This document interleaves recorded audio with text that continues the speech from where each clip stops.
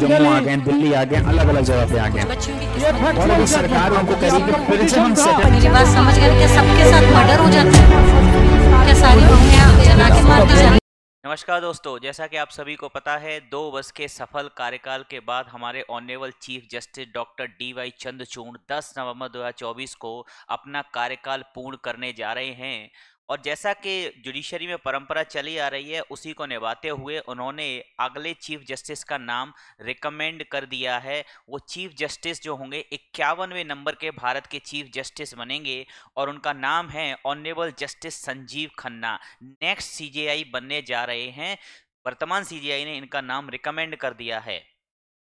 कुछ फैक्ट्स हैं जो मैं आपको बताना चाहता हूं हमारे अपकमिंग सीजेआई जी के बारे में। Chief justice D.Y.. चंद्रचूड़ ने एससी के दूसरे, ये जैसा कि आपको पता है यही परंपरा है, जो सीनियर मोस्ट जज जो होते हैं वर्तमान सीजेआई के बाद में जो भी सीनियर जज होते हैं वही अपकमिंग सीजेआई बनते रहे हैं। सबसे सीनियर जज सेकंड नंबर के उनके बाद संजीव खन्ना जी हैं, उन्हीं को चीफ जस्टिस ऑफ इंडिया बनाने की सिफारिश सरकार से कर दी है। सीजेआई 10 नवंबर 2024 को रिटायर हो रहे हैं।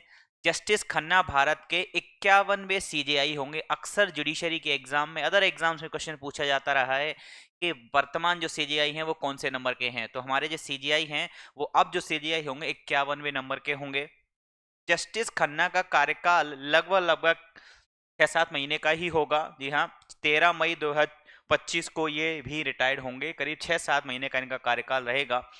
जस्टिस खन्ना 2019 में सुप्रीम कोर्ट के जज बने थे। जी हाँ, ये सुप्रीम कोर्ट के जज बने 2019 में। दिल्ली में ही इन्होंने पढ़ाई की है और दिल्ली के 30 हजारी कोर्ट में इन्होंने प्रैक्टिस की है। फिर उसके बाद में दिल्ली हाई कोर्ट के जज बने और उसके बाद में फिर ये सुप्रीम कोर्ट के जज 2019 में बने थे। जस्टिस खन्ना उन जजों में से हैं जिन्हें किसी भी हाई कोर्ट का चीफ जस्टिस बनने से पहले ही एससी में पदोन्नत कर दिया गया था। जी हाँ, सामान्यतः यह होता है किसी भी हाई कोर्ट में पहले चीफ जस्टिस बन जाते हैं, फिर चीफ जस्टिस सामान्यतः प्रमोट होके एलिवेट होके सुप्रीम कोर्ट जाते हैं।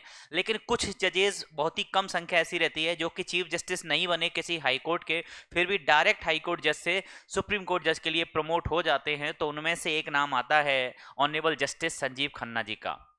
महत्वपूर्ण मामलों की अगर बात करें, इलेक्टोरल बॉन्ड के ऊपर एक केस आया था, जो पीठ थी उसके ये मेंबर थे। और सबसे महत्वपूर्ण मामला आर्टिकल 370, संविधान का अनुच्छेद आर्टिकल 370 पर जो ऐतिहासिक जजमेंट आया था सुप्रीम कोर्ट का, उस पीठ के भी, उस संवैधानिक पीठ के भी ये सदस्य रहे हैं।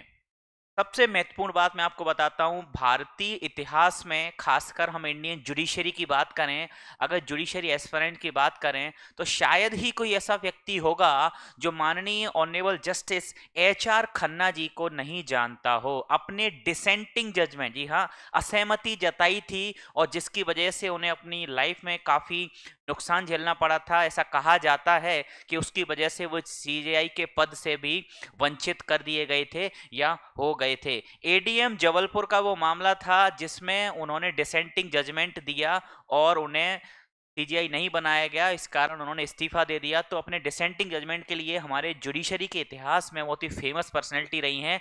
तो वर्तमान अपकमिंग सीजेआई जो जस्टिस संजीव खन्ना जी हैं, ये एच.आर. खन्ना के भतीजे हैं, जस्टिस एच.आर. खन्ना जी के भतीजे हैं। जी हाँ, ये कुछ महत्वपूर्ण बातें थी जो मैंने आपको सीजेआई, अपकमिंग सीजेआई के बारे में बताई। इसके अलावा और भी कोई ऐसे इंपॉर्टेंट फैक्ट जो आप सीजेआई, अपकमिंग सीजेआई के बारे में शेयर करना चाहें, वो आप कमेंट सेक्शन में कमेंट करके बता सकते हैं। धन्यवाद। Subscribe for more content.